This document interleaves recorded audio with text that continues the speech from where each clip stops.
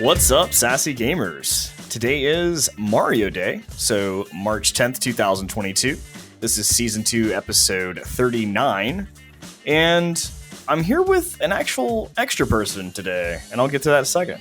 So I'm here with Demurin, I'm here with Phoenix Nova, I'm here with Daydrinker ETL, and today we have a special guest on the show. We have Charles from Bunnies for Peace Studios, who is actually going to be releasing a new game really soon called Minotaur Princess. So welcome to the show, Charles. Thanks for having me. Glad to be an extra person. Yeah. extra persons are always usually great. I'm the extra person, so Yeah. No, all right. Daydrinker, you're the sometimes extra I can hot be extra. person. yeah. that's Zycia it. is the extra smooth voice person. Demurin I is don't know, the I think I may extra have him beat angry today. Canadian person. And I'm just the extra old person. I've never been angry a day in my life. Yeah, he's not very angry. He's very, very I'm the like, most calm person that you'll ever meet. Well, before we jump into the interview here, I did mention, first off, before we jump into that, let me start with, obviously there's some things going on in the world right now. Ukraine could use some help. We are raising money. We have a charity event right now. If you're watching live on the stream, you can see the little progress bar that we're doing to try to raise some money. Currently, our goal is at 100, but if you want to be able to donate some money towards Ukraine, that'll help out Project Ukraine.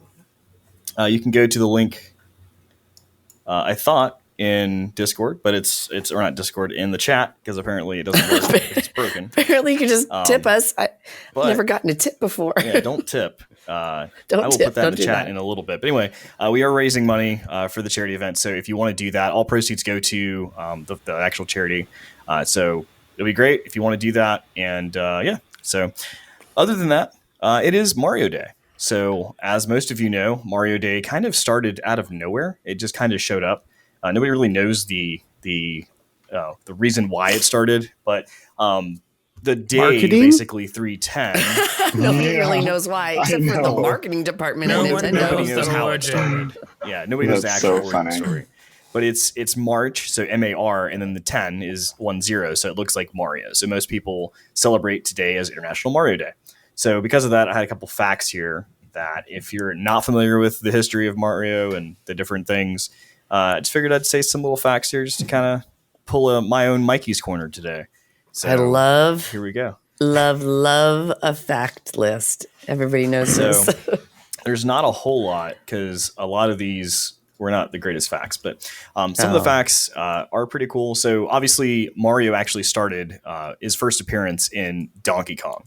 And that's what Nintendo created. And they had to have a protagonist. They were like, we got to have somebody to battle for the princess. And one of the interesting stories about this is because one of the facts is this was one of the first games of its kind because it was the first game to have a character with the background story that had a lovely character that you could follow along and try to feel for that person and try to be on his side. So because of that, they made Donkey Kong and they had to have Mario, which at the time was actually called what? Does anybody know? What was the I original do name not. for Mario? Jumpman. Jumpman. Exactly. Jumpman? Because Yeah, he was Jumpman in jumped over Donkey the Kong. boats. Yeah, that makes So sense. they didn't know what to name him. They were like, well, just call him Jumpman. And he was a carpenter, Jumpman. actually. You call me short girl. I thought you were going to jump into a big Chungus meme there. Yeah, so he was Jumpman, and he was a carpenter. There is that. And then eventually they moved it into, obviously a plumber, and name being Mario. So yeah, that was pretty interesting there. But it's crazy how, obviously Nintendo and Mario, it's a household name. Anybody from probably, 80 years old to younger probably knows who Mario is, I would say. Like it's pretty much everywhere. He's also had some cameos in different games. Does anybody know what other games that he has had a cameo in? Oh. I'm going to say a lot at this point.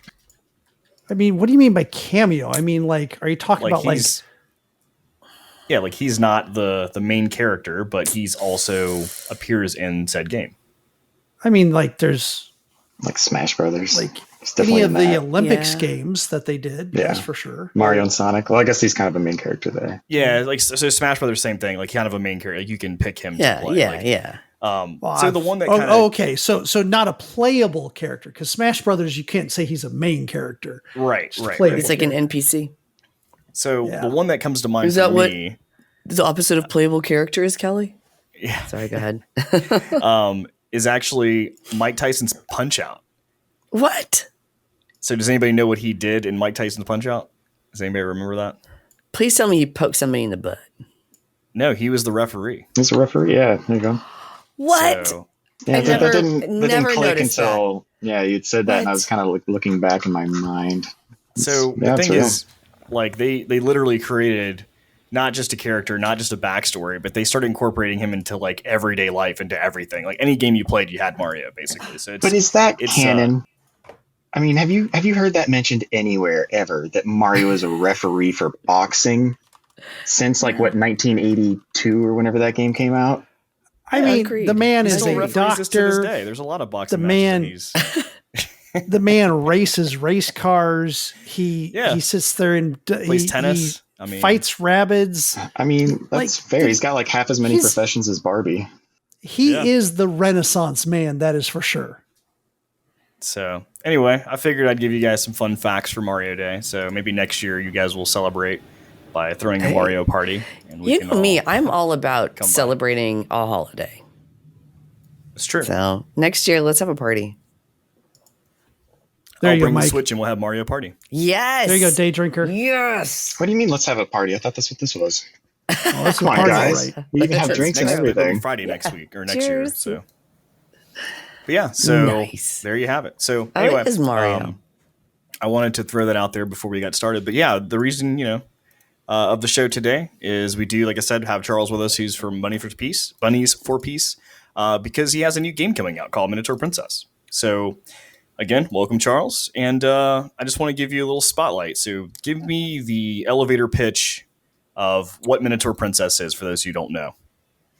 So, Minotaur Princess is a game where not only do you get to play as the princess, you also get to play as the Minotaur because you become Freaky Friday'd against your will as the evil dark sorceress Pasiphaedria comes down in a deep political scheme to take over the kingdom after the king passes the new code after he had a change of heart. And the story's about you kind of learning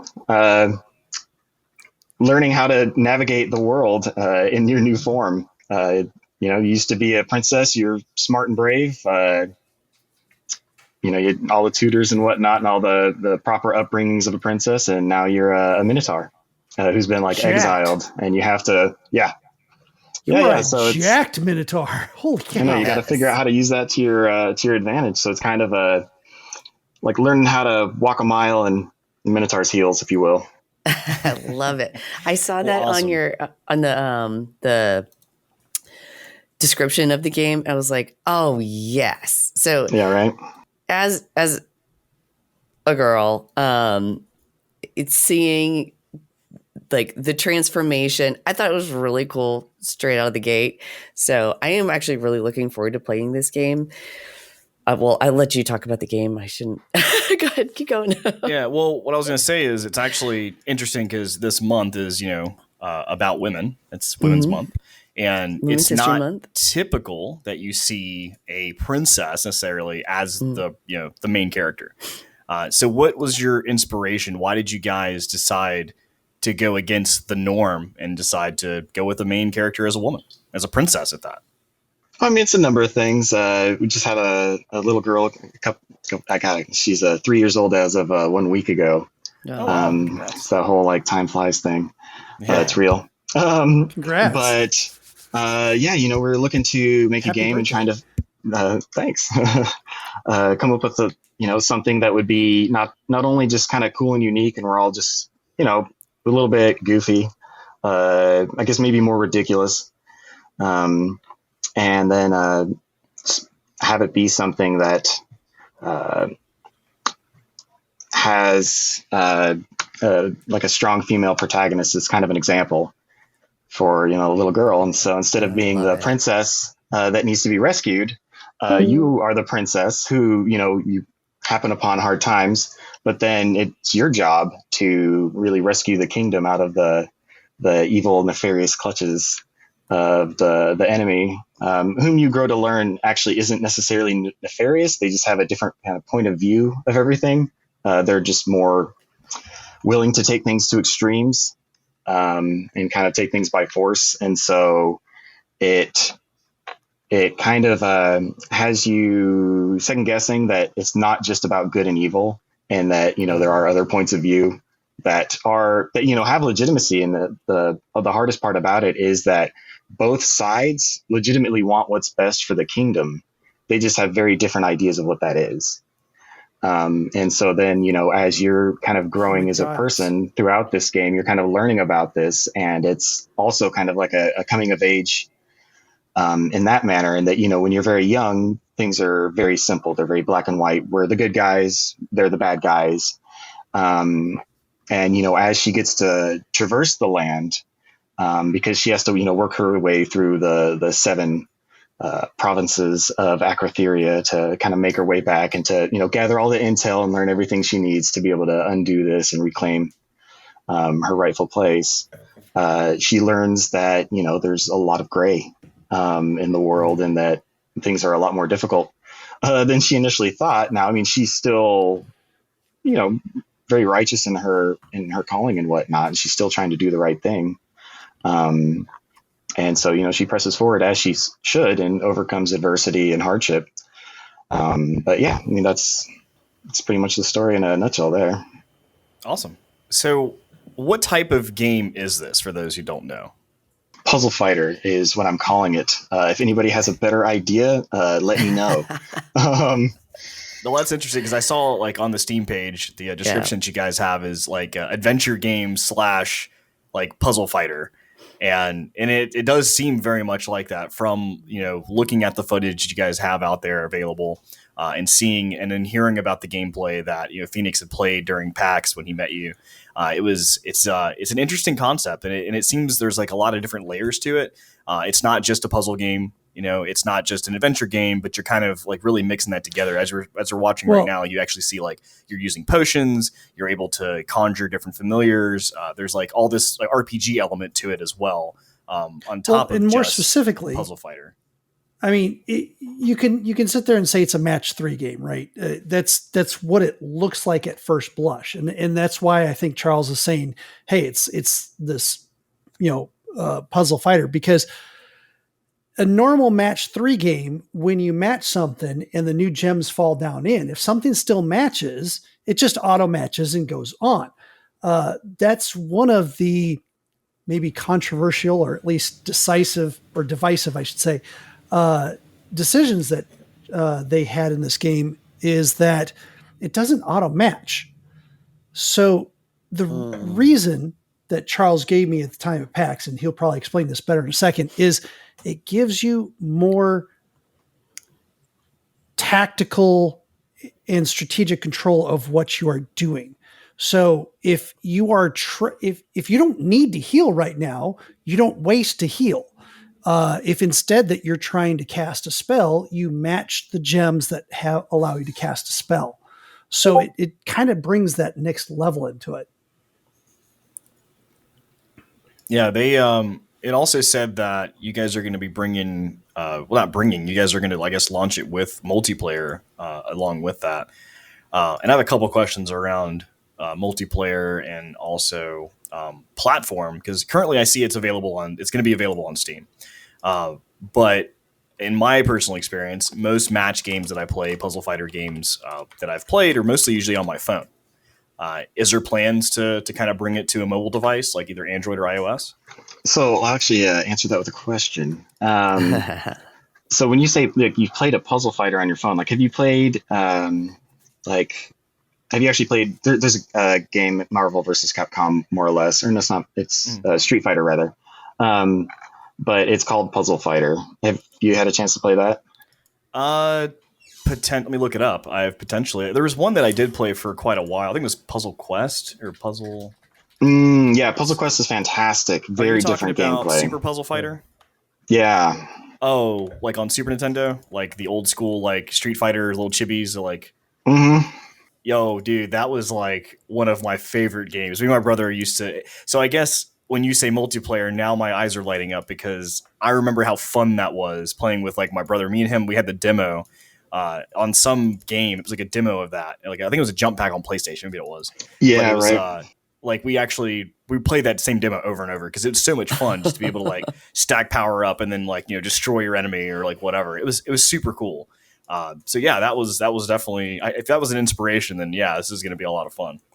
Yeah, so Puzzle Quest was a big inspiration as far as like how the game, some of the mechanics, but the feel of it is actually very much Puzzle Fighter. And so that's why I kind of answered that with a question, because like, have you played any games like Super Puzzle Fighter on your cell phone? I haven't. I've been, looking and haven't found anything of that nature. This is a much faster pace, much quicker, Right. much more intense. Not, it's not your Candy Crush or your even Puzzle Quest. Yeah. Well, and those do go back to being like more of like a match 3 game or match 4 or whatever it may be. It's like that's the style. That's what kind of gets you on those kind of games. Plus, like the pay to win aspect where you have so many lives, and even Candy Crush is like basically forcing you to lose at times, so you have to like buy in. So I guess with that though, it may not come to mobile, but since you are launching on Steam, have you looked into maybe getting verified for the Steam Deck? Yeah, actually, that's something that we are starting to work on now. I think that our game works would work very well for that, as you kind of mentioned that it's got. You see a lot of games like that on mobile. It's because the controls work very well there. So like a lot of those controls still will work well, and then the Steam Deck being a touchscreen, it's a great fit. Yeah, Is the graphics? I mean, from what I've seen. The graphics are really, really beautiful, and they're very detailed too. And I can see it playing out better on a Steam Deck and being able to see that on a Steam Deck. But on a mobile device, I guess, unless you have like one of those, I guess on like an iPad or something, you'd be able to see more. But like just on my little rinky-dink cell phone, I don't know that I'd be able to appreciate it as much. Sure. Yeah. Yeah, I mean, I agree with that. I mean, especially seeing the gameplay footage and stuff, like you said, it doesn't really make sense to be on a cell phone.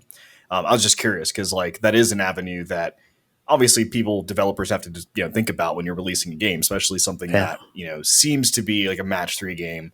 I'm sure there's gonna be questions about that. People are gonna be like, well, I wish I could play this. But once you start playing it, it's gonna be a lot different. Yeah, we had a lot of questions about that at when we showed at PAX West, and so we probably will eventually. Like next year sometime, but it'll need to play very, very differently. Currently, what we're looking to do is PC, Steam, probably Game Store or Epic Game Store, and a few others, and then switch over to console as a fast follow after that, and then hopefully Switch. So, like taking this game to those avenues would be our first go-to, and then develop something different for mobile sometime later down the road. But like this game, the problem is that a game like this, one reason I very much shy away from calling it a match 3 is because, this game's got, it'll have, by the time it's done, like a 15-20 hour campaign. But it's like a story driven branching dialogue. Like you make your decisions. They have, some impact on the story. Consequences. Actually, consequences. And so like, you that's not a freemium title, that it's not Candy Crush. It's completely different. Right. And so I think that's going to be one of the hardest things is, we're going to put this on Steam for, $15-20, whatever. And people will be like, why isn't it free? I can play Candy Crush for free. Why did I pay $20 for that? Like, and it's like, well, I mean, so hopefully we'll do a good job showing people what's up. And you got player versus player as well. Mm-hmm. Right. So you actually have, 2 sets of screens where people can choose, their attacks and their order of attacks, essentially. So a lot of strategy that I've seen in this game. That's when I was walking around PAX when I met you, multiple times went by, I literally saw it and thought match 3. And I agree 100% with you that calling this a match 3 is very, it's putting it in a box where it doesn't deserve to be in, because it's got so much more that it does besides just that. And here's a little bit of what I believe the player versus player looks like. Yeah, and that's a good point, Phoenix. I just wanted to make sure that like we did specify that, because that's what I want people to know. If they see the footage here, because I mean we only have a little bit of gameplay footage that you provided us, because obviously got to have something to say. Early, it's not out yet. I want to make sure that people do know that there's more to this. It's not just a match 3. There is multiple levels of complexity, and like the matching portion of this game, it doesn't really seem like it's the main like asset of the game. It's just one part of it. Like you have, like you said, the campaign to follow. There's the fighting aspect of PvP. There's the camp. Like it's almost like the match part is a mechanic for the combat, but saying that the combat is the only thing that happens like in Skyrim is completely wrong, right? There's more than just the combat. Yeah, I can't see it being too much of an issue just on what little we've seen already. It reminds me a lot of like, I think Loop Hero falls in the same boat where at a glance somebody might think that it's a small enough game to where it's just like I'll just play something for free. But if you take even more than a split second to look at Loop Hero, you're like, wait, this game has depth. You don't have to play it. You just look at a couple of screenshots and you're like, no, this looks like it has a lot of different functions to it. And honestly, so far from the little I've seen, this game translates that even better. Just from seeing a couple different screenshots, you see the menus, you see the map icon there. You see a little bit of the fighting and the actual matching function, and immediately you're like, there's a lot more going on here than just a simple match game. Yep, and that's a good point too, because the like one of the games recently we've played a lot of is Vampire Survivor, and same thing with that. It was a very simple game on the face of it. We're like, okay, this is a kind of a a very basic game, but there was just enough mechanics, just enough things to get you started, and then once you start playing, you start realizing that there's just so much more to the game. And like Loop Hero is a good example of that too. So, which is an interesting thing to say, considering that game specifically actually has a lot less going on than Minotaur Princess looks to have. So yeah. But it doesn't seem but like we have the creator here. And we've been kind of talking about it. I mean, like we're gushing over your game. I mean, Phoenix, you played it, so I mean, you got the least biased opinion out of everybody here. So I'm always happy to hear your thoughts. I saw some footage from PAX on YouTube from Bunnies for Peace, and the player versus player interaction. People look like they were really getting into it. Oh yeah, no, it was pretty intense. We got multiplayer working the last day of PAX. Okay. Huge shout out to James, our programmer, who worked tirelessly day and night for weeks leading up to it, and was able to pull a few all-nighters right before and get that working so that we actually got to show it to people, because the first 3 days, we had multiplayer, which we were excited to have that up and running. But then being able to have the multiplayer the last day was fantastic. And there's a point in the video where a guy who wins gets up and like literally just starts flexing like on his friend after he beat him. And I thought that was pretty great. Yeah. That's awesome. Okay, but tell me a little bit about this photo. So let me see. Oh, that was like the sweetest thing. They were like, "Is your game multiplayer? We love playing games together." And I was like, "Well, it will be multiplayer. Like we're literally working on it. Hopefully, it'll be ready tomorrow." And I was like, "It's not." I was like, "You guys look like you're looking for a cooperative game. This will not be cooperative. It'll be very competitive." But you guys can. I don't remember if it was their suggestion or ours to hold the controller together, but they decided to do that.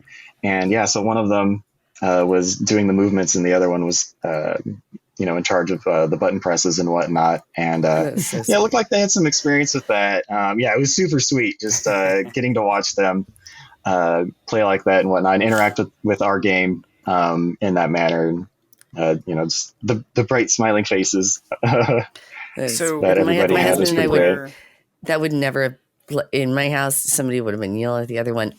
A controller would have been thrown through a TV. So I wasn't there. So how does the multiplayer work? Like, is it like both people have to be sitting in front of the same computer, or can I play like against a Murin from my house on my game on versus his game? Like, how does that work? So right now it's couch multiplayer versus. Okay.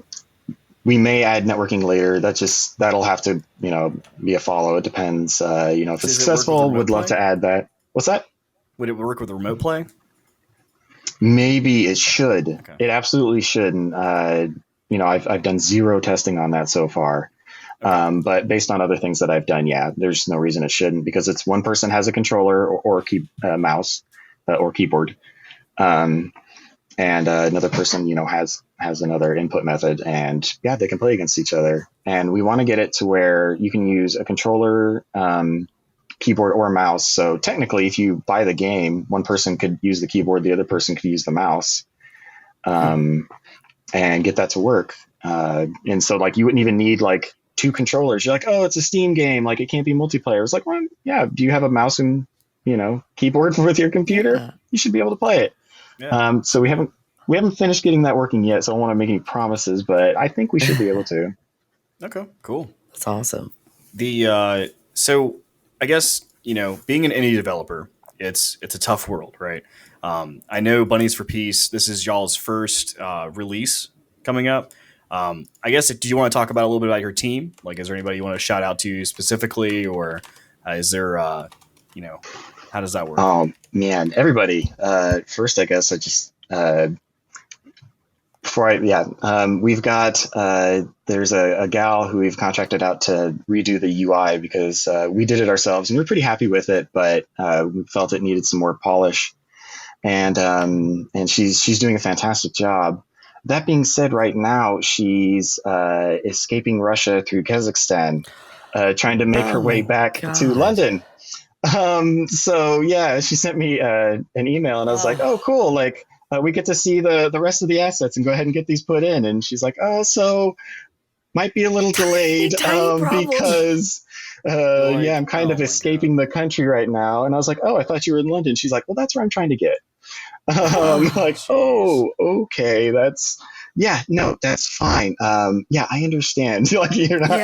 I understand. You're gonna be a week or two late. Just let me know when you're safe. I think we can. We can work with that. Seriously. Oh gosh. Yeah, I was like, man, I've heard some good excuses in my day, but I think you win. Like, whew. Man. Yeah, seriously. So I guess what got you into wanting to develop? Has he finished? Let him finish. I got a whole team, man. So Sorry, I got a lot of questions. I'm excited. Yeah, no, that's great. It's fantastic.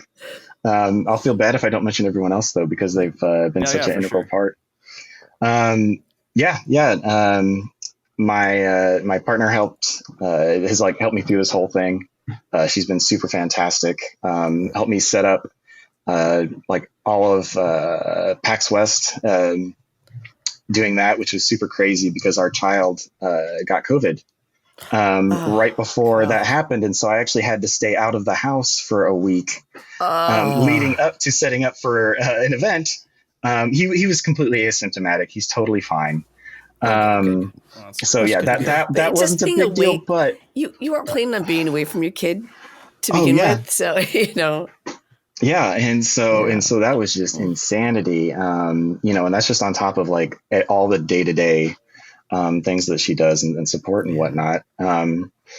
We've got, James Robert Foster, our fantastic audio composer. He's also doing the sound effects. We're going to put some of the music up on YouTube here before too long. And, probably also be available for purchase on Bandcamp and Steam and the like. But amazing music. I mean, it breathes so much life into the game. It's just been fantastic getting to work with him. I can't say enough good things. And excited for you guys and, everybody else to get to listen to his music, and really hoping this game kind of opens up a lot of doors, with respect to that. And then, Mr. Corbett, he's been our, designer and implementation specialist. And he's been, when busy running off and doing other things, trying to get the game funded. He's been the boots on the ground, actually getting a lot of the stuff built out and implemented, which has been really fantastic. So yeah, I mean, it's one of those things, it takes a village. Yeah, it sounds like you've got a great group behind you. And what Yeah, does fantastic. We've seen it. the studio name, where did this come from? Bunnies for Peace. It's my Xbox gamer tag. Okay. That I Nice. made like when I was like Dox 20, yourself. I think. I was like 20 years old or something. And I was like, I've stuck with that. So I think, why It not? works. Sounds Hey, good. I yeah. like it. Fair Now, was enough. that something That's you where generated, Phoenix. Yeah. or was that a Xbox like random generation? I know, right? No, that was me. Yeah. I know. Fair enough, because that's where Phoenix Nova comes from. Oh, That's is it really? I was in the beta for Xbox Live. Oh, On cool. the original Xbox. So I was and I was super excited that even the beta they allowed a space in your name. So Yeah, from right. the very beginning, I was Phoenix Space Nova. I know. That doesn't sound like much now, kids, but trust me, that was an accomplishment. That was a feat. That was something to be Well, I happy mean, about. PlayStation Actually, been my Network tag didn't allow on spaces. every platform Yeah. since going back. I don't to- think they do now. Yeah, no, it's going to break one day, Brian. That's what's going to happen. No, One day you're going to be no. like, why can't I log in? This It'll is be a random fine. story, but when there was a thing called Juno, Juno, was the Mhm. email client back when email was Mhm. like this taboo random thing that you could do. Nobody really understood what even email was. And my older brother, he was like, "Hey, I got this thing. It's like this email, and like I can make you an account, and like you can like email, and like you could set it was set up to where you could like email random people. Like you would just select somebody to email, and you could just like talk to them." And I originally had a gamer tag of Kicker, Kicker, and I was probably like 8 or something. And randomly, I got an email, and I was like, "Bro, I got an email. And he was like, "Okay, what's it say?" And it's like this guy who's like into like Taekwondo or something, and he's like, your name Kicker. Like, are you into martial arts? Like, blah blah blah blah, and like this whole paragraph of like stuff. And like I told my brother, he's like, "Yeah, dude, you probably need to let him know that like you probably like are not into that. Let him know kind of like you're kind of young." So I wrote him back, and I was just like, "Hey, man." Thus started the long history of Zycia letting people down. Yeah. So I basically, wrote back, said, "Hey, sorry, I'm not into Taekwondo, but I'm also like 8." And he was like, "Yeah," like I don't think he ever responded back, and that was it. And that was the end of my Kicker name. And then I picked up Zycia from my older brother because he had music that he wrote, and like this was a planet somewhere, and blah blah blah. Anyway, but I've had Zycia ever since. So like that's literally been my gamer tag since for the beginning of time at this point. That's Fun cool. fact. Well, we do have 5 questions for you. Shoot. I'm just going to go ahead and start them off. It's 5 the same 5 standard questions questions. same 5 questions that we ask all of the people that we interview. First one, what is your favorite animated character from a game, movie, cartoon, comic, whatever? Favorite animated character from game, movie, cartoon, comic. It's funny. You sent me this question. I came up with an answer. Now I don't remember what it is. Jesus, it's terrible. I mean, we can move on to another one. But Dude, you should. I can't even No, think no. right now. It's I wanna crazy. see him I know, right? sweat. No. Yeah, this is hot seat yeah, time. no, I know. Hot Yeah, seat time. Yeah, pass. He let out the secrets, so now he has to sweat. Dude, I know, right? How about I go with an mean- easier one? I mean, he couldn't answer, so that means that it's the Flash, and we can just move on to the next question. You know what's funny? I liked The Flash until the TV show came out. Whoa, really? The TV show is what made you not like the Flash? I mean, I That's still when like I him. started like him. Did you hear? It's just his Canadian come out then? He was like, "Oh, yo, he's a Oh, TV whoa. show." Whoa. I could understand the Justice League Flash. Fair enough. Man. All right. So, if you could eat one meal anywhere in the world, where and what would it be? oh man, this is maybe not fair, but it would probably just be like Wagyu beef meal in Taipei. Oh my God, you had me at Wagyu. Yeah, no, I mean it's kind of In Taipei, though, that's what's up. Yeah. Yeah, they do it really well. They fly over Japanese chefs and everything. It's crazy. It's fancy over there. Who knew? Awesome. All right. Demir, you got number two. Asking Since, questions. I don't want since, to. I like to take over all the time, but Day Drinker went a little out of order there. So Yeah. Demir, I you did got because I number like two. that question But that's better. my fault. Our next I feel question like- for you is what game do you play that you're embarrassed to tell your friends about? Oh man. So there's a game called Sengoku Rants. I can't say that I'm embarrassed to play it, but it is definitely an 18 plus game. So maybe something I wouldn't share at work. It's really incredible. Like, and if we could develop a game that had the same cadence that it does, would just be amazing, because it's like watching an anime. But like playing the game is like that. And it's not that it takes over. It's not that it has a bunch of cutscenes, but it's that you're in a world that will progress. New plot points will like come up and go away. There are a bunch of different factions. You're like the leader of a country, sort of. And then there's a bunch of other countries, and there's a whole bunch of political conflict and strife and whatnot, but it's all super ridiculous. But it will progress with or without you. And just the way in which they introduce new characters, and the difference between like all the characters, like they even use different animation styles for different people, for like the different races, I guess, if you will, in the game.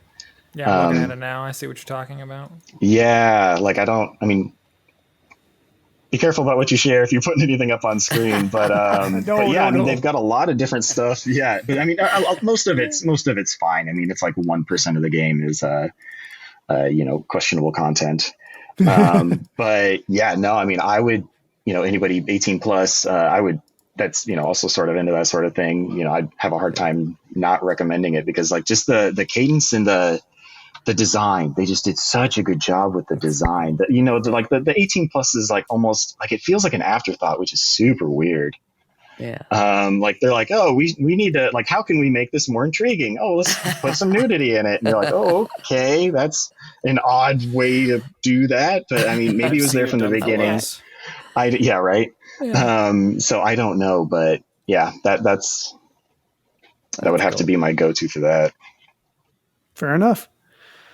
Okay, so what is a game that you think didn't get a fair shake or was overlooked that really is much better than that? Oh man, Cyberpunk. I know it. Absolutely not. That's so Cyberpunk. good. No, there's a game called Arcanum, the Tale of Steamworks and Magica Obscura.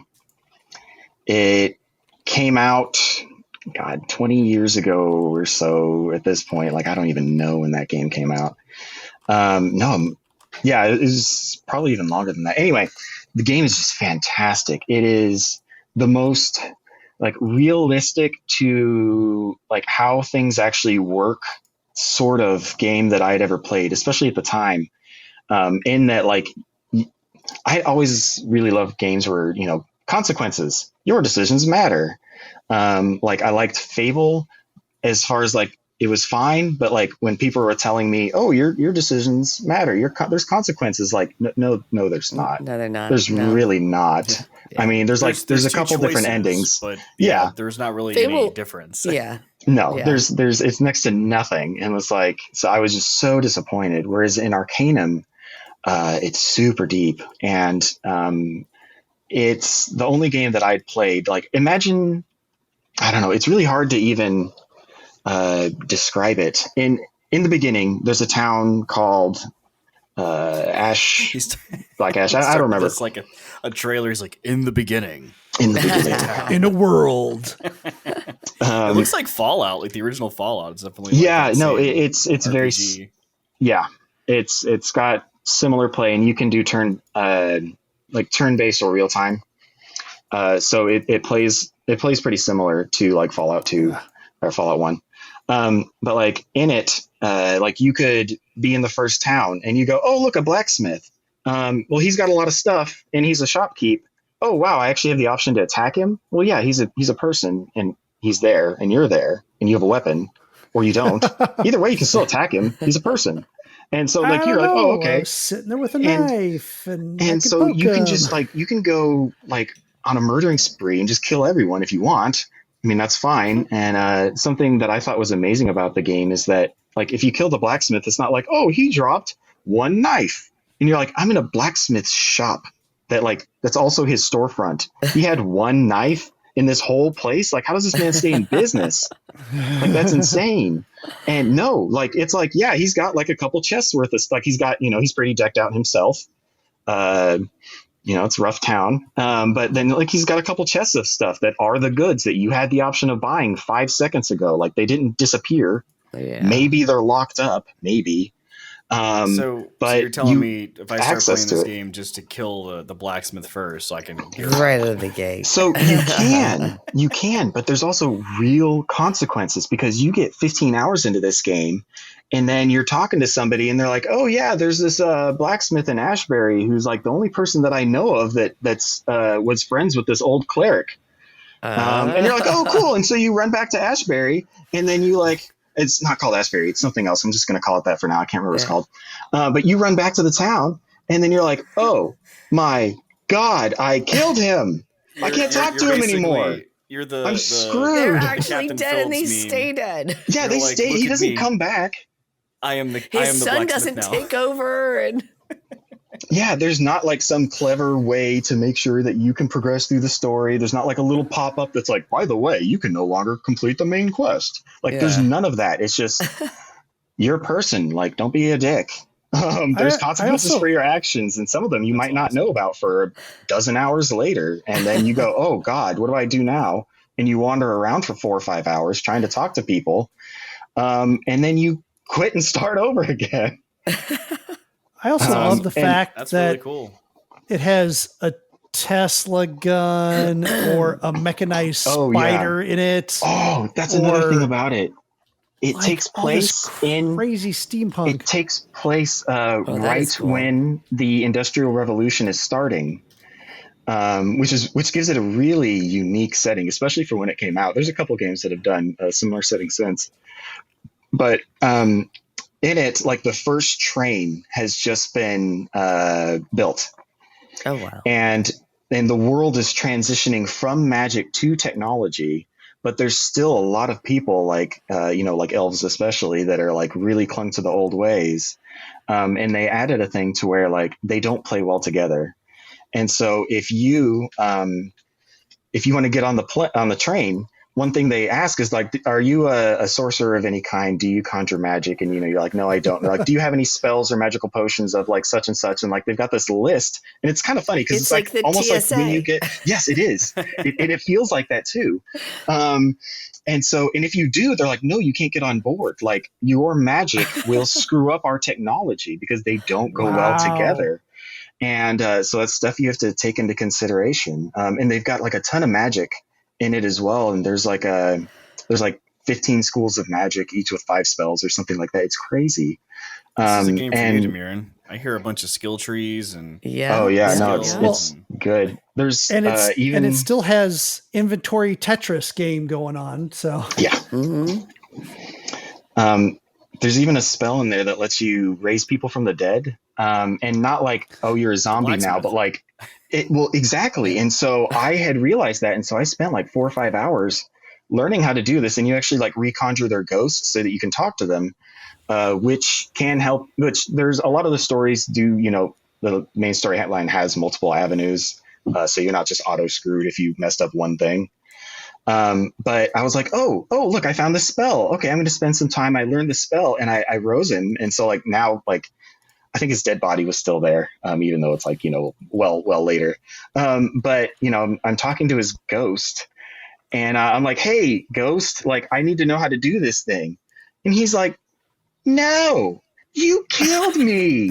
Why would I help you? Are you kidding me? That's insane. Like, what is wrong with you? You killed me for no reason. You're just greedy and awful. And I was like, I'm not giving you this information. wow, that's legit. No, that's fair. That would have been what I You're but like I was in right, like you're right. video game mode And I didn't think of that. And then I was like, oh no, that's a real response. That makes sense. Yes.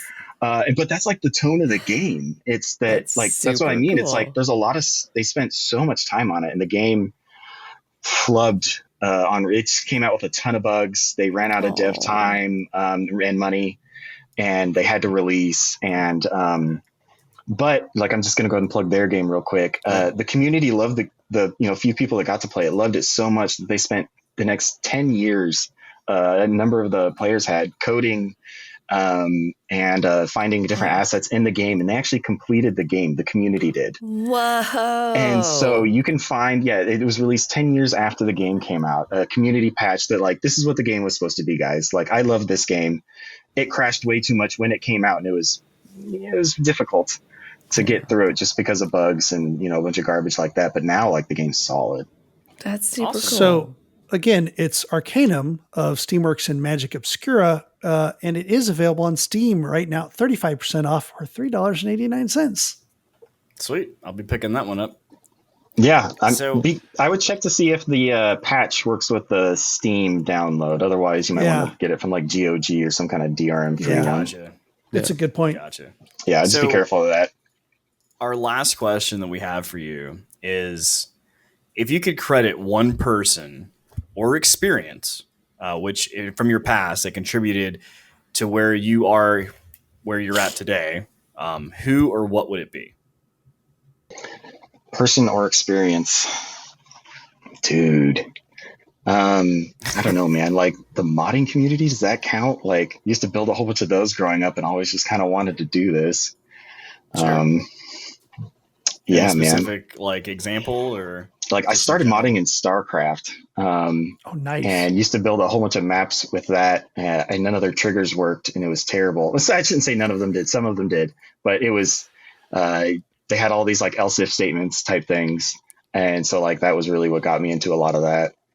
Building a whole bunch of different levels, having people play them, have most of them not work. But and it was less like building multiplayer maps and more building like single player scenarios for people to walk through. And so that was, I guess that was like an experience. Like I remember sitting in algebra in like ninth grade, whatever that is, 8th grade. Something like that. I think it's like 9th. And and drawing out maps.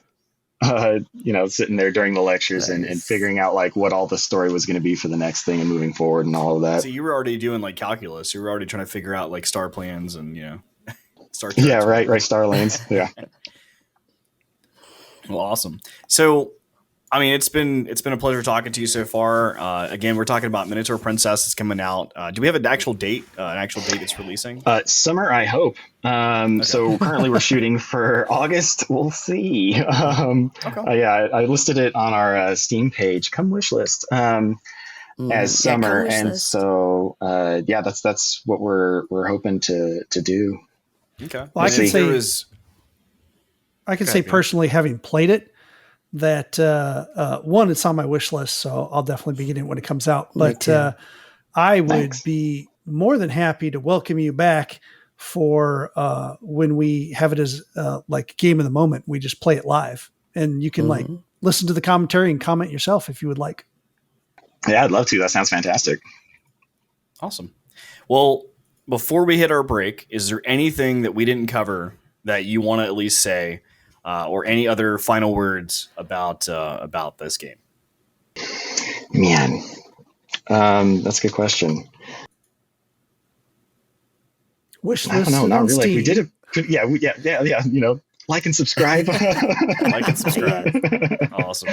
No, yeah. Thanks so much for having me on for this and talking about it. It's been a lot of fun. I mean, I'm going to hang out with y'all for a bit longer, so I'm not going anywhere, but.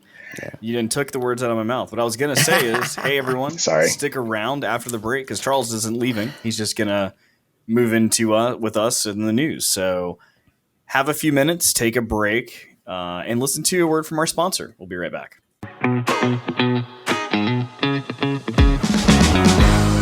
And we're back.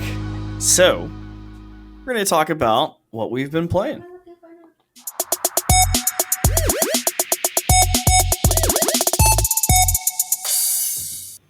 I'll be quite honest. I haven't played anything else other than Lost Ark. I'm still on the Lost Ark train. I really can't Addicted. get off that. I've actually been doing But we'll other talk about things this Lost week. Ark. Like I've been doing other things this week. Like not necessarily, I haven't played as much Lost Ark this week as I wanted to. So sorry, guild, that's happening. We have a SAS gaming guild. If you want to join, everybody that's listening, feel free to do that. But yeah, I haven't been able to do much of that. So, but eventually I'm going to get back to that. But that's pretty much all I've played this week. So I passed the torch. Phoenix. I'm thinking that these are all Demurin, actually. Oh, well, don't be saying you haven't played anything either. So I guess we'll pass the torch Oh, to Tamara. I have He has not all played his time anything, to play unfortunately. everything. I don't think I have Bruno played actually the study sleeps. card. Let me tell you, don't. I've been studying. I'm I pretty don't sure think he Bruno doesn't. sleeps. Yeah. I And on top am- of that, I think he plays 2 games at one time. Like I think he has like Listen, Demurin's a robot. He does not Yes. sleep. He can power level any game in 50% of the time of like the best like WoW Yes. record breakers. The man's amazing. He min maxes like a Vulcan. Wow, that's so much praise.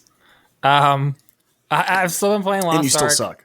I'm on the gear grind, so it is what it is. But my main game for the last week has been Elden Ring, which I have beat. What? Yeah, You've already so beat Elden Ring? I did all of Oh my the secondary God. bosses, manor bosses, all the primary bosses, the majority of the side bosses. I have like 6 more achievements to get to platinum the game. But What? yeah. And I've been doing it Venus on. White Star's like, oh my god. I've been split doing it on a mage character and a strength build.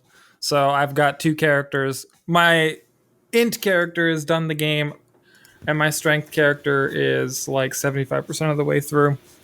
But man, it's wild as far as Souls games go. Definitely the best installment, in my opinion. The open world edition of it really makes it, I don't know, just makes it better. There's just so much more to do, get sidetracked in. It also gives people an option to where if they're having too hard a time, they can leave. If you go in a story boss and it absolutely just beats the crap out of you and you die to it like 30 times in a row, you'd be like, I'm going to go somewhere else in the world, kill something that's not as strong, gain 10, 15 levels, upgrade my gear more, come back, and then fight this guy again, and then probably die anyways. Yeah, it's been a lot of fun. Still, What are you rolling for your main? Like what? my main is like a full int build. Like I have like 78 int. It's like just an intelligence based sorcerer character. I'm gonna say this politely. Treat me like you normally should treat me. Treat me like I'm dumb. What? I use magic. Oh, cool. I'm Voldemort on steroids. Okay. Okay. I'm tracking now. Cool. I fire. I've heard a lot of people gatekeeping on that. Yeah, there's a lot of people who are like, if you use sorceries, then you're not playing the game right. And I'm just like, it's easier to play most of the bosses on my strength build because every time I hit a boss with my giant grafted great sword that is now enhanced by magic, I literally do like 1/3 of the boss's HP. So all I got to do is dodge correctly for the majority of the fight and then kill it. Also, Nice. the bosses fight really differently. So I feel like a lot of people don't understand how well they've scripted some of these boss fights. And I had a really good... There's a boss in the game that I use as a really good example as to how this game differs so much from previous Souls games, and where when I fought it first on my strength build, which is full melee. Like I don't have any range spells at all. I got this giant greatsword, and I'm completely naked because the armor slows me too much. So I just like have light roll because all I have is this greatsword that takes up like 1/3 of my carry capacity, and I go into people's worlds with it, and they just get this naked guy with a giant sword. And I was just Did you just see that naked Canadian with a giant sword run by? It's great. But when I fought this boss, it did like all these regular movesets that it does, which are still pretty intense. Like it does like it's got like a curved sword, and then the back part of it's like a spear that it flips around and it uses it differently, but very quickly. So it does like a attack where it stabs you with it and then pulls it back, which is like a dual attack. It spins it in the air to do damage. I fought that boss on my strength build, and that's all he did the whole fight. And he died after like my third attempt. I went back there on my ink character, and every time I'd go to cast a spell, he would like immediately spawn a ball of like this black fire and just whip it right at me. It was like scripted. If you were beyond X range and you tried to use any magic ability or you tried to heal, he'd just be like, screw you in particular, and he'd just start whipping these things at you repeatedly. Like if you hid behind a wall and you started to cast, he would just start throwing them at the wall. And if it AoE'd close enough to the corner, it would hit you and it would like take out like half of your HP. So like it depends. Some bosses obviously are a lot easier for mages, and some are easier as melee. A lot of the hate comes from there's a specific ability that if you match up that ability with certain armor pieces and a flask that lets you have infinite mana for 10 seconds, and you go up against a boss that is totally stationary, you can throw this giant sigil on the floor that boosts all of your magic damage, drink this potion for infinite mana for 10 seconds, and then fire what everybody has coined the meme beam at the boss, and it will just laser this boss for 10 plus seconds for like 20,000 plus damage and one-shot it. But what nobody ever sees is what happens if you try and use that against a boss that moves, like at all. And some of the bosses in Souls games in general, but especially in Elden Ring, they never stop moving. So if you try and fire the meme beam at them, by the time your cast is almost done, they're behind you. And you're like, oh, well, that was an unfortunate turn of events that this guy just picked me up and suplexed me in the floor. So that was that. I've been watching a lot of people play Elden Ring on Twitch. And of all the games I have watched, I have never seen players get so frustrated. Right? Like everybody's pissed the whole time, but they are just like going and go. And I would have been like thrown my controller through my computer and like been out. I had Welcome to From Software. Two moments in that entire game where one of them I actually was like, I'm done for the night. I can't play this game anymore because if I play it, I'm legitimately going to have issues going to sleep with how absolutely enraged that I am. And the other time was actually, the first time was with that one boss on my mage that did like the constantly throwing magic at you, because I died to him like 9 times because I couldn't do anything. Eventually I just gave up and I was like, all right, forget it. I'm going to use almost no magic at all. I'm only going to use like my little int scaling sword as a mage. And I just like walked up to him and kept like beating him for like 30 damage and just dodging all of his abilities for like 5 minutes till he died. And then the other one, and I didn't go back to this boss for 70 levels. 70. I was level 50 when I fought this guy. I pretty much went out. I finished the entire game. When I finished the last story boss, I went back to this boss, and it still almost killed me. And it's not even that this is the point where I like immediately removed at least 1 to 1.5 full rating points off of my overall rating for Elden Ring, because it's so shittily designed. And I hope whatever team designed it understands that they'd put very little thought, or nobody, whoever was supposed to review this and be like, wait, no, they shouldn't make it to the game, just didn't. It's this boss, these 3 crystalline enemies, and these crystalline enemies have a very specific gimmick to where they need to be dealt a certain amount of strike damage before they can take any real damage at all. Now, that includes magic. They take almost no magic damage at all. And if you're a caster, guess what you don't have any of? Melee strike damage. So I walk into this fight, squishy as hell. There's 3 bosses. One of them throws these, like, what are they called? Chakrams.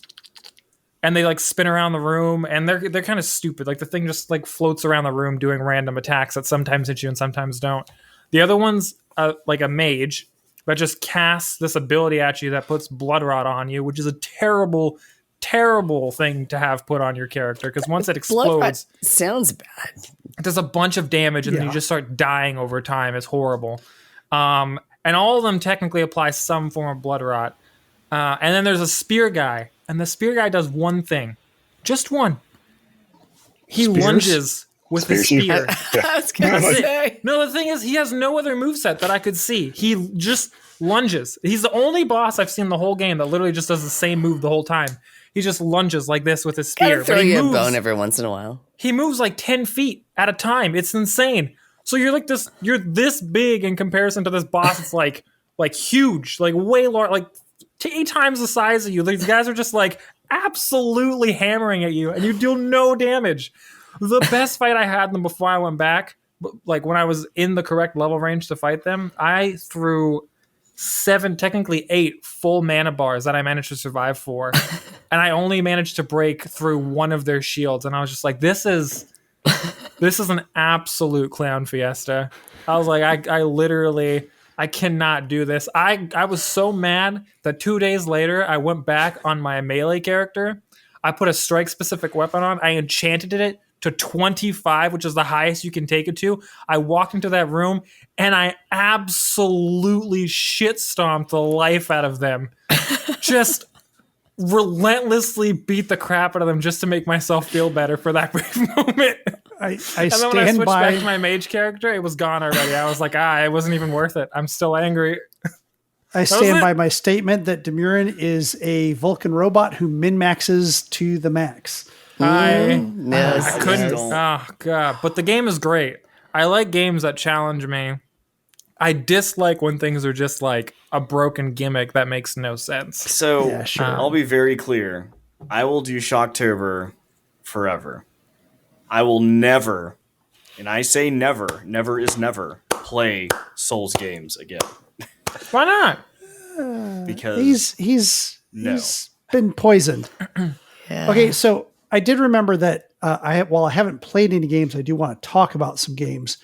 But before I get to that, I do want to hear from Charles what games he's been playing recently. Yeah, so I've been playing a bit of Octopath Traveler and Age of Darkness. Very, very different games. The music in Octopath Traveler, I think, is what's really kept me going. Yeah. I have to look this up. Yeah. Aaron's actually the reason I bought Octopath Traveler. It's a really good game. Have you completed it? I haven't finished it, no. I haven't either. I haven't met anyone who has. Dude, I know I played it on person. Switch, so I have a buddy, didn't have Zach, time to come who I know back. finished it. He finished it, and then I think there's different ways to play through it because of how the game branches out. So I think he actually started another playthrough to go through a different route to do everything for some reason. I don't remember why.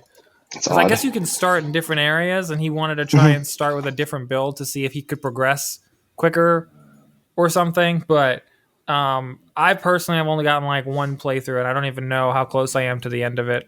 Yeah. I know that I have all the characters unlocked, I'm pretty sure now. I got to a point where I was on some path, on a mountain, and all the enemies were 20 plus levels than I was, and I would just die, every time. Oh. And I don't know. I don't know what was supposed to do. I don't know. What Yeah, you went the wrong way. Yeah, I couldn't figure it out. I couldn't figure out how to go somewhere else, and I eventually just said I'm good. And it was on Switch, and this was back when my child was born, so I was playing Switch a lot because it was easy to pick up and throw down. But I haven't been back. It's a good game though. I would like to go back and check it out again. It was a lot of fun. A lot of that Final Fantasy Legend of Maya almost feel to me. I love the almost God, what do they call it in photography? The tilt shift view, where it makes something they've got real the look like depth of focus. Yeah, Or it depth looks of field. fantastic. Depth of field. They did a really great job with the aesthetics of it. It's beautiful, and the soundtracks, like I said, fantastic. So how you doing in the job? How you doing this game, Charles? We heard about everybody else. Well, what's interesting is that I haven't found what I'm 15 hours in now, and I don't know what the overarching story is yet. I get that you're following these 8 different people, but none of them have really a whole lot. I mean, they could each have a story, and everybody's got a story and they've got something, but at present, at least, there's nothing that ties them together. There's no overarching anything. And so what's funny is like most people I've talked to have unlocked all the characters, and like people on this call fit that bill as well. And then they stopped. They're like, I don't know, like, I heard all the initial story parts and there wasn't anything past that. Like, and so like, I don't know, like, I feel like I'm going to try and power through it. But I did like sit it down for a while. Yeah. So I hear it's worth it because yeah. the one thing I've heard about this game from people that have gone all the way through is that it's very much that you have these different story arcs that seem unconnected and unrelated, but then the game brings them together. Yeah, and I definitely feel like that is supposed to happen at some time in the future. That sounds like something the developer would say, Brian. Right, but what's funny is that I think that maybe the pace of it and like that kind of figuring out is just a little slow for folks, and so there's a lot of people that aren't quite making that. Yeah, well, I got to the hard part and I was like, I'm done. Well, in some ways, it almost sounds like Final Fantasy, where it's like 15 hours in and I still don't know what the story is. Oh, are you playing Final Fantasy? Yeah, it's definitely has it was a cool game though. Definitely a cool aesthetic. It's not an easy game. It's definitely a challenging game. But no, it was a lot of cool. depth. It was a lot too. I didn't have the time capacity. Actually, it's one of the games I slept on. I need to go back and check it out since I actually have more time now. And what was the other game you said you were playing? Age of Darkness. I finally beat that on Nightmare, which was incredibly difficult because the way it starts out, you have to unlock each difficulty as you go through. And it's got, like I think 4 or 5 difficulties. But it's a survival RTS, which is super interesting. You go through, you build up a base, you farm. There's a bunch of they're called nightmares. They're pretty much zombies. You had me at farm. And so and lost me at zombies, right? Yeah, right. Wrong kind of farm. No, I like zombies. He likes zombies. He likes killing zombies. zombies. Is the only thing. Yeah, that's You would probably like this game, Mike. It's He's got me. So build your zombies. You build your own survival. base essentially, and you defend against the nightmares. But you also like venture out with your guys to like clear the nightmare areas and stuff like that, and you just try and survive for wave after wave after wave, kind of thing. When you said nightmare mode, I thought it was going to be different. I thought it was going to be really scary. It's not. Yeah, there's really no difficult. like horror element to it, but yeah, it's incredibly difficult. In it, all the difficulties leading up to it, you can save, and you have like a limited number of saves, but you can also pause the game while you're playing, and then you can pause it and then like go build stuff, go consider things, figure out what you're going to do, unpause it, go forth and back. What's that one game that was like Waves? We Are like Billions? Steampunk? It's similar, yeah. I haven't played We Are Billions, but lots of people say that it's very similar. I haven't played that one either. It never got to the price point I wanted to pay for it, but I'm interested in this one. This seems interesting. Yeah, it gets a little formulaic as you get deeper into it. It's still in early access though, so like I don't want to, I'm not saying anything too bad about it, but play tests and all that stuff. Oh yeah, I mean I've already put a good number of hours into it, especially for it being early access. But yeah, I mean once you get to like Nightmare, it's a whole different game because you can't save anymore. Only like if you're leaving the game, then you could if you're going to exit the game, that's fine. But like you can't have checkpoints. You can't pause the game anymore. And once you die, you 3 hours in or whatever, you're dead. You got to start from scratch. Nice. And like the final wave, they send like 40,000 dudes at you. And so yeah, it's rough, but it's a good game. Yeah, it's worth checking out. It's a decent game for a decent price. So while I didn't play any games this last week, unfortunately, I did, however, yesterday watch Sony's State of Play. And it was, a bunch of trailers of things that are coming out. And I watched it too. Yeah. Oh, cool. I'll be interested in what you tell me what you're interested in later. I might be able to jump to it. One of the things that I was fascinated by, and now this game has been known for a while. Trailers showed up on the Game Awards with Jeff Keighley. So So it's not like it's new, but I don't know why it just never hit my radar before. And this time, for some reason, it did. And it was just amazing looking. It's got this woman protagonist. It's very acrobatic in the way she moves around and the way she attacks. It is called Forspoken. I highly recommend going out and seeing the newest trailer because the music they do with it is absolutely hilarious. And in general, it's just a fun looking game. A lot of magics, a lot of physics movements, a lot of, it's very much a kind of, what do they call it? Kind of the third person action, kind of role playing game-ish type thing. I love the fact you can surf. You're just cyber surfing across the water. So it looks very interesting. It's going to be coming out for PC and for PlayStation.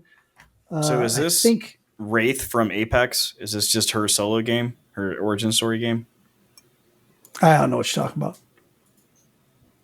Wraith from Apex? Really? I don't know. I think it is. Thank you. Someone agrees with me. No, yeah. I'm pretty sure. But it'll be coming out October 11th. So on PC and PlayStation, not on Xbox, of course. Looks cool though. What about you, Day Drinker? Did you see anything particular on the? Hold on. The black and white. Oh yes, Trek to Yami. Trek to Tomi, or is Yami or Tomi? Yami, yeah, Yomi. That one looked. Day Drinker, how do you pronounce it? I don't know because I couldn't remember it. So shots fired. I love to correct everything that Mike says incorrectly. But I didn't have the words in front of me to repeat. So of all of the video games that we saw on the presentation, they all kind of looked exactly the same. This one looked prettier to me. It's black and white, it's linear. I thought it looked really, definitely. Yes. What was the other aesthetics in that one? Side-scrolling game, kind of like absolutely Limbo and the other. Well, it's weird because it's not all side-scrolling, as you can see. Look at this. It really changes the perspectives up on you in a storytelling way. So yes, so that one looked looking game, really, really pretty. The other one that I saw, they have the Teenage Mutant Ninja Turtles Cowabunga collection. Oh, yes. It's all the arcade Teenage Mutant Ninja Turtle games. It's more than that. Turtles in Time. Yes. It is the arcade ones. It is the it's the Super Nintendo ones. Mm-hmm. Hell, it's actually got sorry, I was a little early there. That's Gundam Revolution. I was like, man, those turtles have evolved. Right? Yeah. Come on, I didn't think I was that far off. But it's also like Game Boy. Which the Game Boy one was apparently terrible, by the way. But it's I think 20 some odd arcade and home releases of the Teenage Mutant Ninja Turtles that is going to be coming out in this giant collection coming from what Capcom, I think. I could be wrong on that. So I would have to imagine that this is coming more than just the PlayStation if they're going to be releasing a giant, I would think so, collection like that. But the Cowabunga collection, yes, absolutely looks amazing. Coming 2022 next year or this year. The only other thing I have to add while we're talking about giant what we've kaiju monsters, like giant kaiju monster fighting game. That thing have spikes coming out of its eyes? It's a kaiju. Of course it did. The spikes are coming out of. They had a fantastic game that looked, similar to this. The graphics obviously not quite as good for the Genesis. Oh, really? Yeah, I'm trying to remember what it's called. Kika Bash. King of Monsters, maybe? Oh yeah. Yeah, I think that might have been it. Dude, that game was fantastic. If this is half as good as that, then I think you're shot. You're in. You're totally in. Yeah, So, no, I'm sold. Okay, so Exo Primal Oh God. looked ridiculous to me, but Okay, in so- a good way. Well, what was kind of bad and good about this is, so that is absolutely Capcom, and Yes. Capcom is known for a dinosaur game. Mhm. And here they are, they're giving the forecast that, oh, I did jump too fast. They're giving the forecast of like, oh, there's going to be a dinosaur outbreak today. Yeah. Because Dinosaur it's like vortex. Yeah. Yes. Today, Sunday, 80% warning. And it literally just is this like black hole and it Oh, no. just And these spews. this armor looks like Anthem. The way it Yeah. like zips around them and everything. It totally looks like Anthem. And then they're like, yep, here you go. It spews out of this vortex like crazy. Yeah. And everybody's like, oh my God, Dino Crisis. Dino Crisis. Oh No, my God. Dino Crisis is the IP that Capcom owns that's dinosaur based. So everybody like, oh my God. It's like, anybody remember that PlayStation This is like 2? Sharknado. Like All the ducks coming out of PlayStation 2. This thing's amazing Yeah. looking. I feel like the first 10% of those guys are just like to cushion the fall for the rest for the invasion. exactly. Right? Those poor Exactly. dinosaurs. Right? This splat, splat, splat. Okay, I the rest know. live. They've already been through extinction once. I know. Now, I was super, super intrigued on this until I kind of found out it's the type. Now, this is not necessarily a negative to everyone. I'm just not this type of game. This is one of the 4-player horde games like Left 4 Dead or Back 4 Blood. It's very much Which in that I'm Don't put vein. those so in the good. same. I'm so good Category. at. Yep. Me and Charles are on the same page on this one. Yeah, exactly. And Day Drinker, like you said, you're so in quotes So- good at. It's very much one of those games where it's a 4-player game. You choose different classes. Looks like you can double up on some of the classes, unlike some of the other ones, because we saw 2 of the Defender Shield guys there. And you fight this incoming horde of dinosaurs. This is So- amazing to me because there's a game on Steam that initially got completely crapped on called Orion, and then eventually they updated it to Orion Prelude. And like the entire base of the game is it's a co-op like 4-person game where you have like guns and fancy tech and you fight dinosaurs. And Nice. it was not executed well, but this looks like that meets Anthem. Yeah. Right? 2 games Yeah. which both were not done extraordinarily well being merged together. And That's the recipe the for only one. success. But yeah, Not the only one with the Anthem vibes there. But Oh, So, no, yeah, there's I- definite Anthem vibes going on there. highly For encouraged sure. for those that are interested, go out and check the Sony State of Play that just happened yesterday, March 9th. It is up on YouTube on their Sony PlayStation channel. And the one thing that I want to add, there's a game called Dark DARQ that I f***ing loved. And I talked about their graphic novel or comic book coming out soon. Their graphic novel comes to Kindle on Tuesday, the 15th. So if you're, and then it will be released, I think, a month later in a physical copy. But I pre-ordered mine already, so definitely check it out. It is called Dark Dream Journal. So Cool. that's all I Dicey. had about that. cool. I didn't watch any of that, but yeah, seems like you guys had a good time with it. Well, in that case, it's time to move into the news.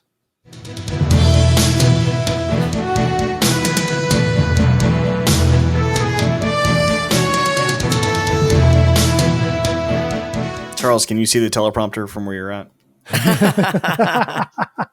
There's no No teleprompter. teleprompter. Yeah, that's Good one. I think that was your best joke since the time that you actually grabbed the papers and started straightening them out. that was. I mean, that it's was occasional. Occasionally, yeah, I do. no, you get some good timing sometimes. Mine's pretty quick, actually. Back to the kind of the quick news. I could almost play that music. Oh yeah. Which is just the same music sped up twice as fast. No, kind of an update, not much of an update. There's a couple little things coming out on PlayStation's Project Spartacus. It's a little bit more official now that the PlayStation Now service will be replaced and or merge into Project Spartacus, which is going to be a 3-tiered subscription service. Potato. We have a safe 3-tiered word subscription service that is very similar in some ways to Xbox Live, but not quite the same. So you're going to have Tier 2 is going to be very similar to Microsoft Game Pass. However, it's not going to have that access to the first party titles on release type thing. It's more of going to be focused on, hey, you have a PlayStation 5 if you're lucky enough to get one, and you can play, different titles from PlayStation 2, 3, and PlayStation 4. It's kind of similar to what we heard before. Now the third tier is going to include a little bit more, including some of the cloud gaming and including in their subscription plans. So they didn't give us a whole bunch of extra meat on this, but we did at least get confirmation that A, yes, it's coming, and B, PlayStation Now cloud streaming service for the gaming is going to be going away and merging into it.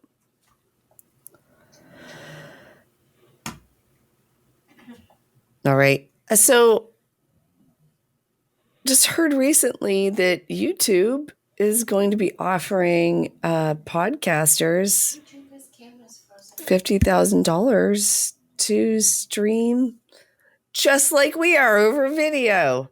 So, Mike, let me know. That's a good idea.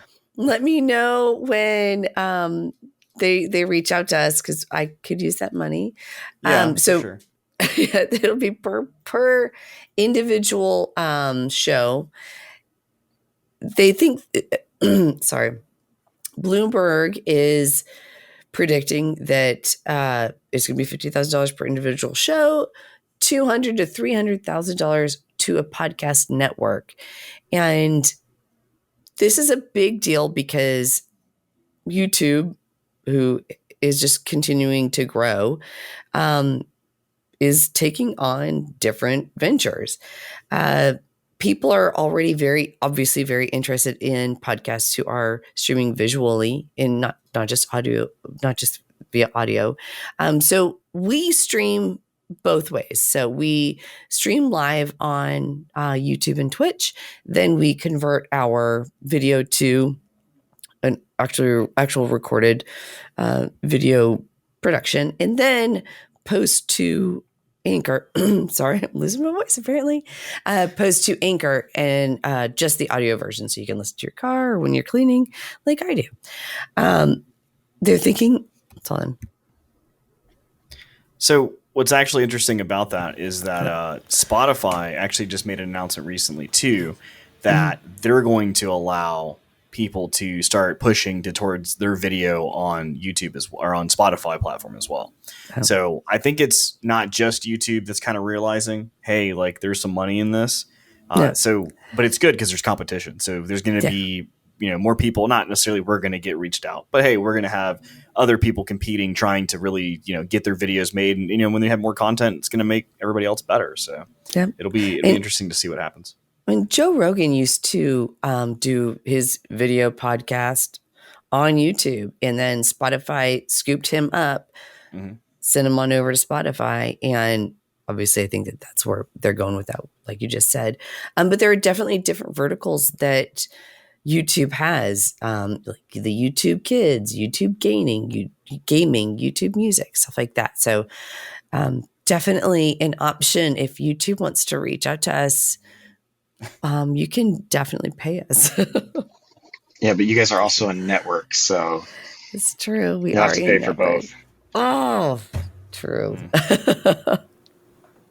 Darn. Exactly. Our plan has been foiled. Ah, Damirin, you got some updates on Lost Ark? Yeah, there's it's really weird. Like, I'm gonna go with this story from the side that's published out there right now, and then we'll get into the other half of it really quickly afterwards. But essentially, there's a lot of reasons for Lost Ark to be in the news right now. The primary thing that people are talking about, though, is the outfits and gender locked classes. So, for background, obviously, Lost Ark is a Korean MMORPG. And what is very common in those is that there's almost always gender locked classes. I can't think of a single MMO that came from that area in the last 10 years that doesn't have gender locked classes. Blade and Soul, Terra, etc. The other part is that all of their cosmetics are very revealing.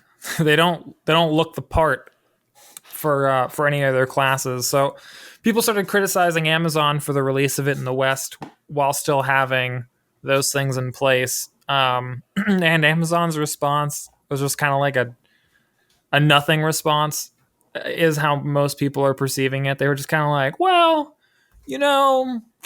we get that you guys don't like it and that you guys feel like it's sexist, but also like a lot of people want us to hold true to the Korean vision of the game. So that's why this is here.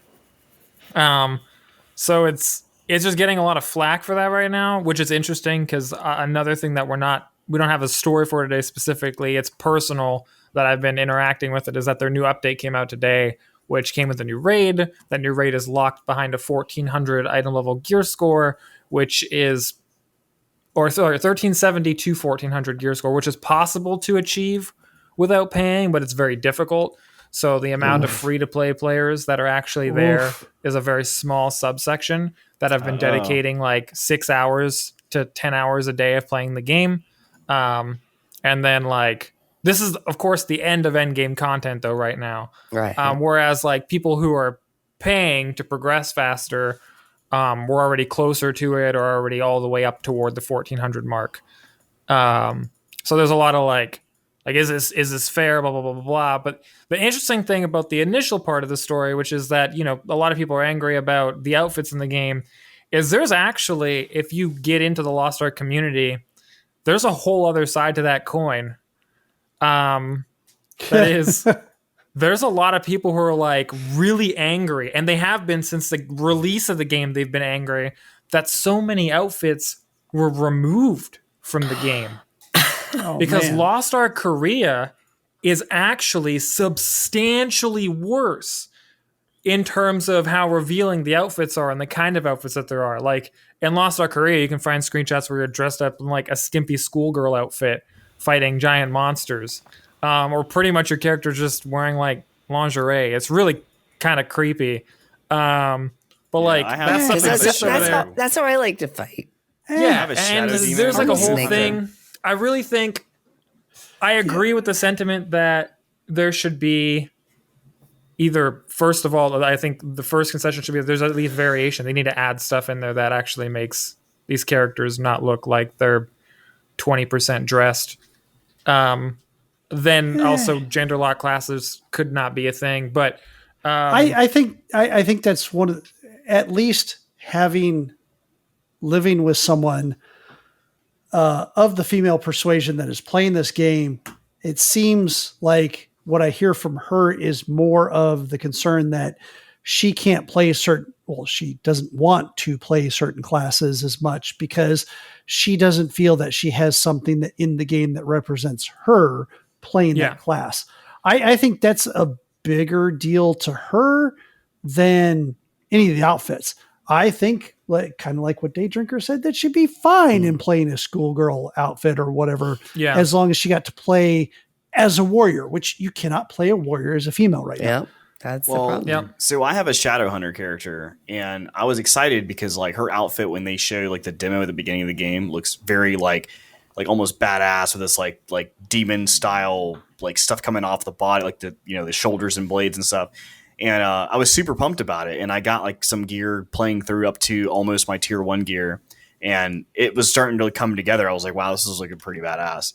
And then I got my tier 1 gear, and it turned her into a low cut, like almost bikini top with like skimpy black leather shorts that are like skins are like insanely important on this game. Like we know so many people who have specifically bought skins from the item mall to change the way their characters look. Yeah, I was just like there's a place for that, but like I wanted her to look badass, and now she looks like she's a hooker. Like what the hell? And like their argument for the whole gender lock thing is that like when the classes were designed by Smilegate, they designed them a specific way to where like they can't just load in a male like rig and be like, okay, here you go. They have to modify things, which is also technically true, but it's also like Smilegate doesn't want to invest the time into it. And I almost feel like my big takeaway from this story is that I think people are directing their anger at the wrong place. They're saying like, Amazon, what are you doing? Like, why are you doing this? Why aren't you doing something different? But the real thing should be like, Smilegate, what the hell? Like, you're releasing to a different audience, because there's like a very open knowledge. You can find it pretty much anywhere. Smilegate, when they came in contract with Amazon for the publishing of the game, one of the things that made people so excited is that Amazon has almost no creative input on this game. That was the whole point. That's why so many people were excited. They're like, oh, good. Amazon doesn't have control, because everybody saw New World and they saw Crucible, and they were like, Amazon doesn't do good at deciding the creative fate of video games. They do really well at publishing games in the sense of they have the resources for it. They're terrible at making decisions. But Smilegate, being a Korean developer, is like, yeah, but our market likes this stuff, so this is what we're doing.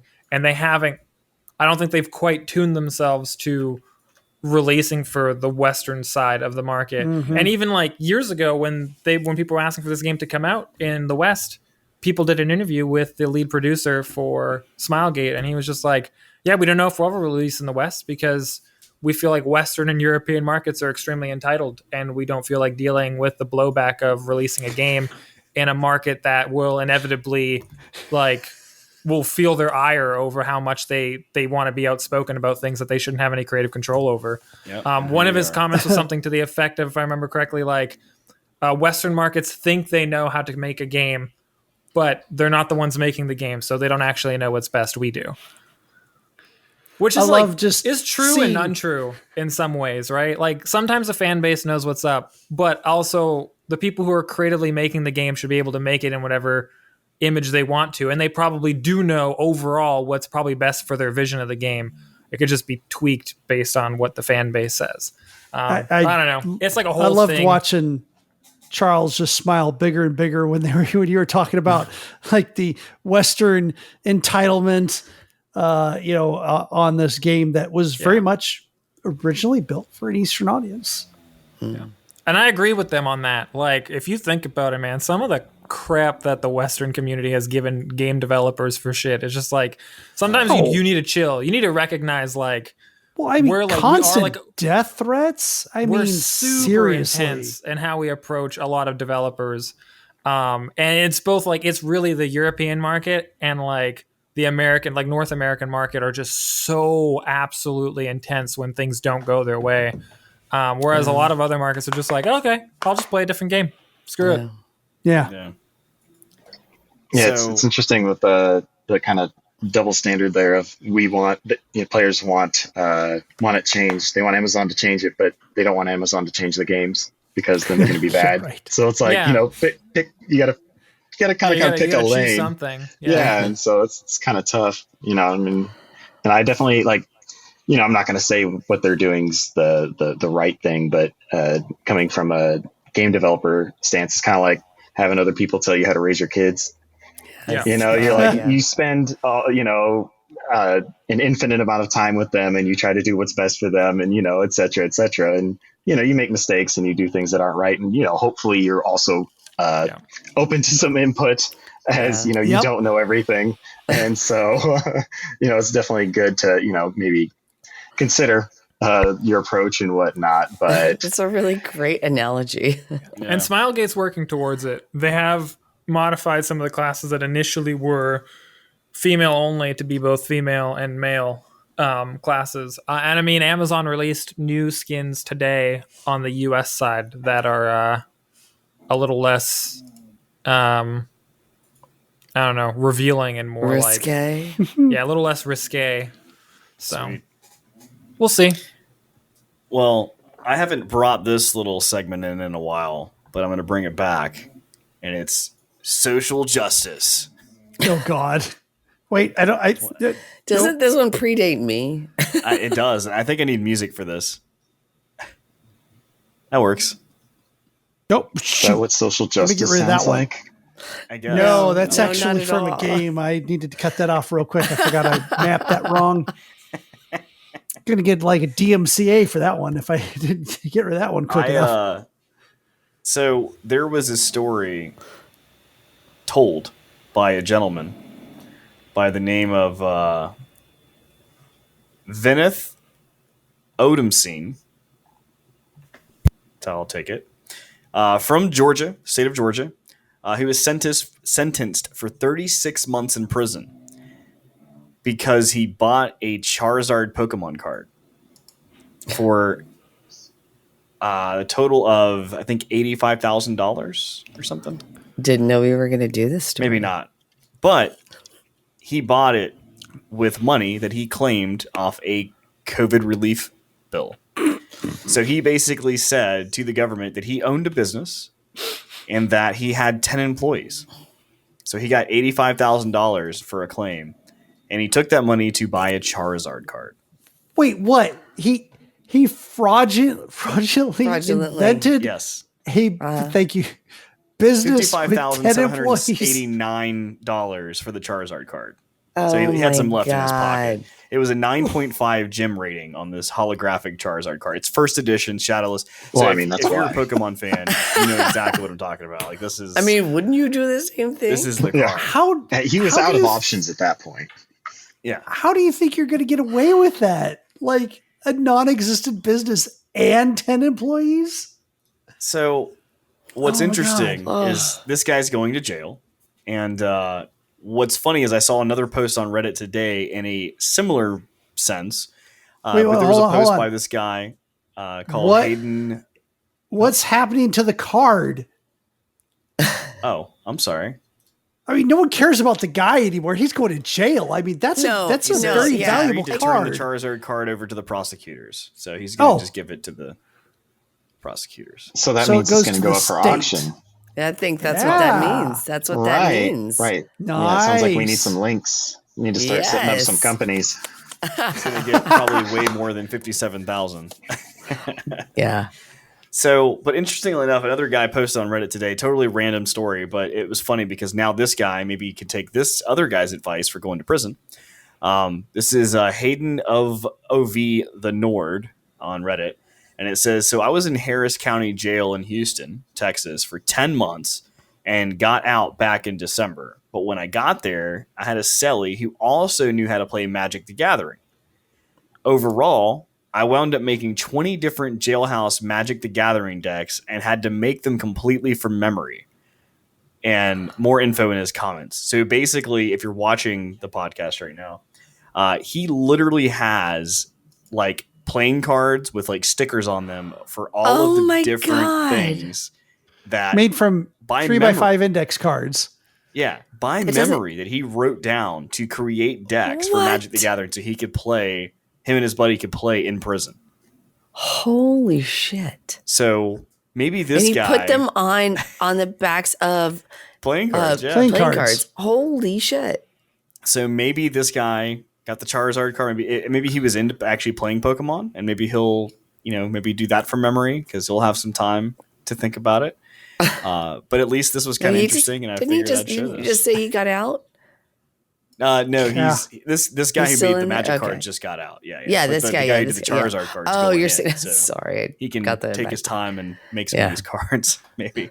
But this was so crazy. I was just like, wow, I can't believe. I don't think so. Like by I don't memory. think so. This is like a Bruno thing to do. Like Bruno would Well, be like, that- oh, I remember every card by memory. Don't I worry, can I just got write all this. these up. No big deal. That and most Magic players that I know, and most Pokemon card players that I know, will not play the opposite game.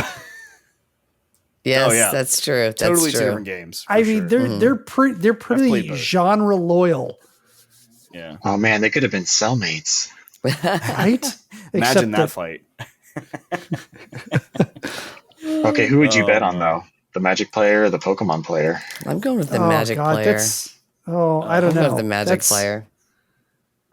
That's hard to take. That's hard. That's hard to That's say. a hard one. That's like one of those fights you have to get a fight Google fight to like see who's gonna win just based on Google searches alone. I do the Magic player, honestly, just because I Thank feel you. like there's more ways to torment them by saying dumb crap about Magic. They're so much more dedicated that if they really pissed me off, I could just start saying really stupid stuff that's just absolutely not true about deck builds. And because of how much more devoted and crazy they are, it would impact them that much more. Wow. I'll trust All you right. on that one. Well, that is our news for the day. And we first off, I'm going to go through some and I'm going to say thanks to Charles hanging out. So before I do that, that was our news for the day. So if you want to, actually, this is what got our attention this week. But if you're interested in checking out the podcast in a physical form, like a virtual form, you can check out the video on YouTube. We'll have that cut out probably in a few days. Or you can watch us live on Twitch on every Thursday. We podcast this out. And if you're listening to us, most likely it's probably on Spotify or Apple Music or whatever podcasting place that you Apple like. Podcast, probably not Yeah. Apple Music. Apple Podcasts, yeah, sure. But either one, Apple Pie. that's great. Thanks for listening to that. If you are interested in sponsoring us, and I say sponsoring us, sending us a little bit of money to help us out, whatever, no pressure. We do have a Patreon, so check us out on patreon.com/sasgaming. We also have a website, sasgaming.com. Check it out. We do some different postings of different game reviews. Kelly does some of her Kelly's Corner blog posts there. We have our videos on there. Our podcasts are on there as well. So if you want to find everything in one place, it's a good spot to go. So again, Charles, it's been a pleasure having you on. Thank you We really so can't wait much. for Minotaur Princess. We know you Also- said August, hopefully. And it's on Steam right now, so wishlist it. Also, Charles, where can fans find more about you and your items? Oh man, so yeah, we've got a website, minotaurprincess.com. Can't believe that wasn't taken. And yeah, we've got, I know, right? Yeah, so I mean, we've got our Steam, but we've got a Discord as well, and so we've got like Awesome. 50 people there, which is pretty cool, and it's been growing, getting more people coming in, and so yeah, please join us, join the community, come have a say. We're going to be doing asking for a lot of feedback. That's where people, will find our beta testers. So if you're interested in playing it before it comes out, that's definitely a good place to be. Yeah. Cool. Awesome. Can't wait to get those skimpy skins for my Minotaur. So He comes with one, actually, so you don't Yeah. even have to earn it. You have to earn the clothes, I think. I think that's how that Yeah. works. Yeah. I mean, did So- you The see princess the is the one that 8-pack? comes clothed, funnily enough. It's like a reverse world. Bizarro. Minotaur had an 8-pack on it. I swear, geez, like abs for Well, days. that is what got our attention this week. Thanks again, Charles. And the rest of you guys, Yes, thank it's you been a so great time. much. Thanks for listening. And until next week, you guys stay safe out there, and we'll see you later. Take care. Peace, y'all.